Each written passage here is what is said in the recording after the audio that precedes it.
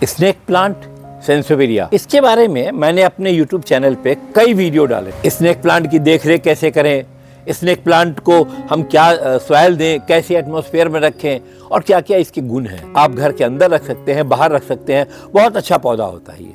लेकिन मेरे कुछ व्यूअर्स ने, कुछ आप जैसे लोगों ने हमें अनुरोध किया कि हम कैसे 1 से 2 और 2 से 4 बनाएंगे, इसके बारे में एक विस्तृत वीडियो आप हमें बना के दीजिए। आज मैं उन दर्शकों के अनुरोध पे स्नेक प्लांट का एक फिर से वीडियो बना रहा हूं, जिसमें केवल मैं इसको प्रोपगेशन के बारे में बताऊंगा कि एक पॉट में अगर हमारे भर गए हैं ज़्यादा स्नेक प्लांट सेंसोवेरिया, तो उसको हम कैसे मल्टीप्लाई करें, कैसे 2 से 4, 4 से 8 बनाएं। इस पौधे के गुणों के बारे में अथवा रख रखाव के बारे में, सॉइल के बारे में आप जो भी कुछ जानना चाहते हैं, मेरे चैनल पे इसके 2-3 वीडियो और हैं। मैं इन सबका लिंक डाल दूंगा डिस्क्रिप्शन में, आप कृपया उन्हें अवश्य देखें। आइए हम आपको लेके चलते हैं अपने गार्डन में और स्नेक प्लांट को देखते हैं कि कैसे मल्टीप्लाई करते हैं। आप भी मेरे साथ लगे रहिए, बने रहिए और आप भी इस तरीके से मल्टीप्लाई कीजिए।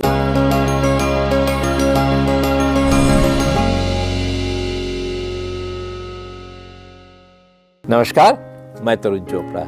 आज हम स्नेक प्लांट की प्रोपगेशन के बारे में सारी बातें करेंगे। ये स्नेक प्लांट सेंसोवेरिया देखिए किस तरीके से गमला में भर गया।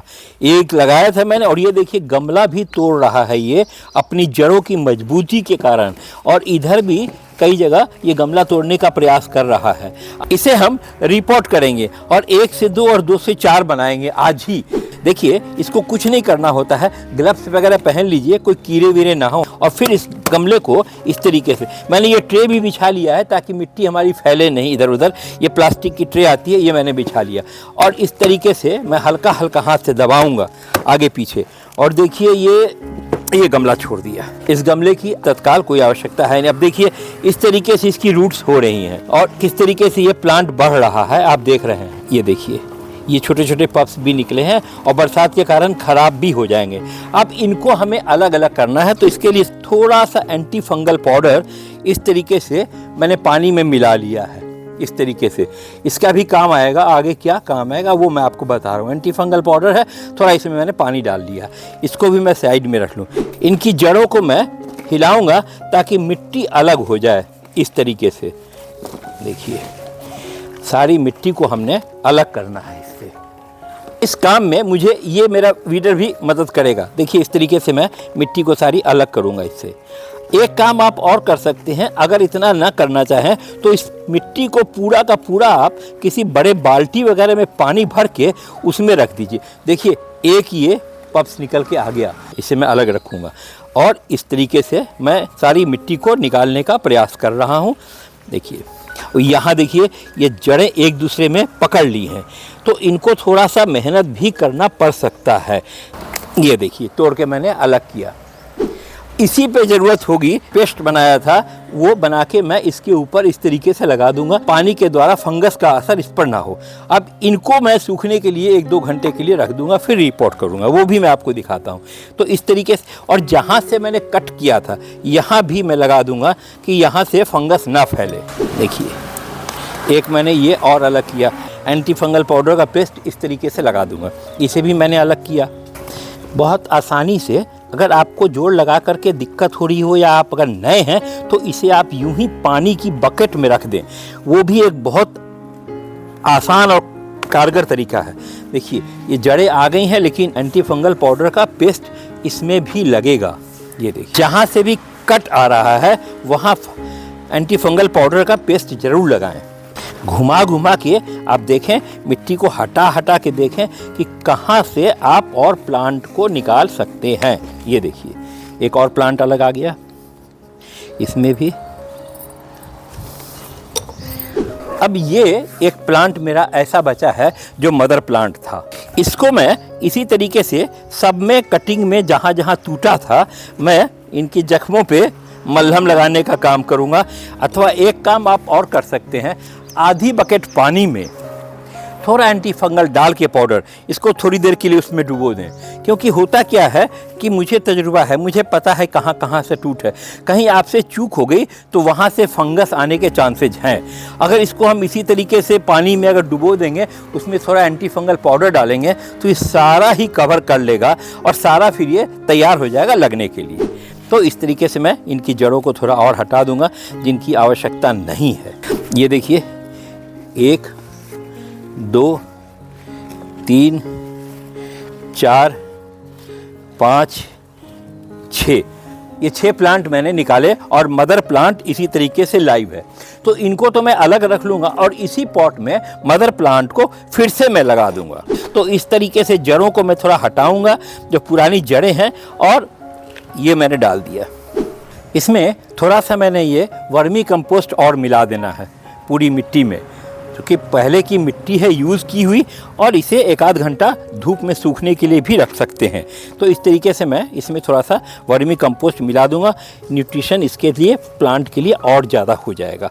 अब मैं इस पौधे को देखिए, मैं बिल्कुल बीच में सेंटर में रखूँगा, ये मदर प्लांट है, और फिर इसी मिट्टी को जिसमें मैंने और वर्मी कंपोस्ट मिला दिया है, इस तरीके से पूरे पॉट को मैं टाइट करके भर दूँगा। ये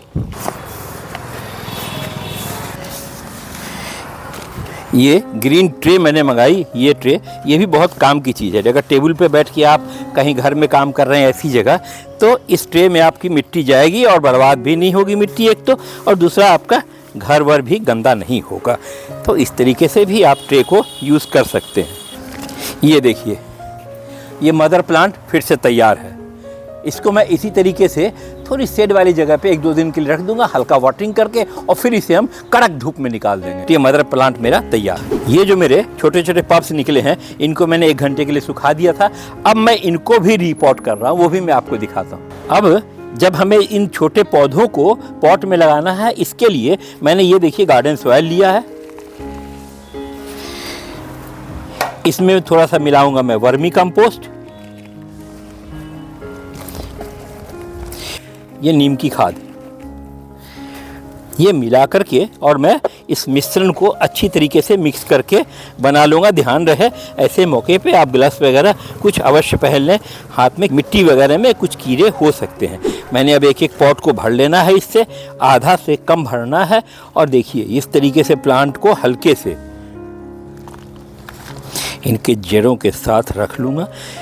चूँकि मैंने 4 इंच के पॉट में इसलिए लगाया है कि इसको फिर जब और बड़े हो जाएंगे तो मैं फिर बड़े पॉट में इसे ट्रांसफ़र कर दूंगा। ये देखिए मेरा एक नया स्नेक प्लांट सेंसोवेरिया तैयार। इसी तरीके से मैं और भी बना लेता हूँ।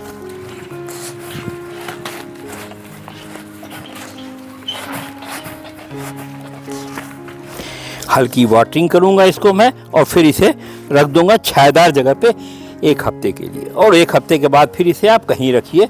इस पौधे का कुछ भी बिगड़ने वाला नहीं है। तो ये सबसे आसान तरीका है सेंसोवेरिया स्नेक प्लांट को 1 से 2 और 2 से 4 बनाने का। इसमें भी जड़ें हैं और जड़ें आ जाएंगी। इनको भी मैं इसी तरीके से बना लूँगा। देखा आपने, हल्के आसान विधि से मैंने सेंसोवेरिया स्नेक प्लांट को एक पॉट में जो मेरे मदर प्लांट में था उसमें से मैंने 6 प्लांट निकाल लिए और मदर प्लांट फिर वैसे ही खड़ा है। इस तरीके से आप भी कर सकते हैं अपने घरों में। कोई इस तरह की और परेशानी हो आपको काम करने में तो कृपया आप कमेंट में अवश्य लिखें, मैं आपके प्रश्नों का उत्तर देने का प्रयास करूंगा। और चूँकि ये वेदर भी बहुत अच्छा है, आज ही अपने स्नेक प्लांट को आप रूट डिवीजन की विधि से 2 से 4 और 4 से 8 बनाइए। कैसा लगा मेरा यह वीडियो? आपको आपके ज़रूरत का होगा, आपको पसंद आया होगा। अगर ऐसा है तो आप अपने मिलने जुलने वाले हर लोगों को जो प्लांट के शौकीन है, पौधों के शौकीन है, उनको मेरा यह वीडियो फॉरवर्ड अवश्य कीजिएगा। और मेरे साथ मेरे यूट्यूब चैनल में अगर आप नए हैं तो कृपया सब्सक्राइब कीजिए, बेल आइकन को दबाइए। आने वाला मेरा हर वीडियो सर्वप्रथम आपके पास पहुंचेगा। गुड लक, बहुत धन्यवाद आपका मेरे साथ पूरे वीडियो में बने रहने के लिए। शुक्रिया।